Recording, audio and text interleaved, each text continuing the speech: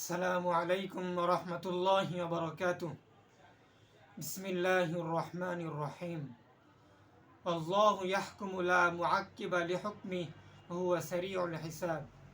মহান রব্বুল আলামিন বলেন, তার যা ইচ্ছা তিনি তাই ফয়সালা করেন এবং তার বিরোধিতা করার কারো অধিকার নেই এবং তিনি দ্রুত হিসাব গ্রহণকারী।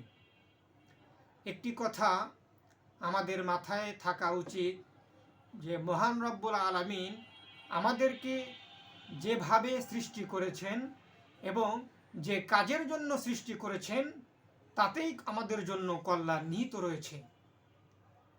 এজন্য আমাদের মন থেকে অবান্তর আকাঙ্ক্ষা ছুঁড়ে ফেলতে হবে, নিক্ষেপ করতে হবে এবং এ সমস্ত আকাঙ্ক্ষা থেকে আমাদেরকে দূরে থাকতে হবে।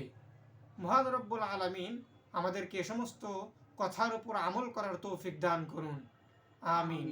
ওয়া আখির দাওয়ানা আলহামদুলিল্লাহি রাব্বিল আলামিন।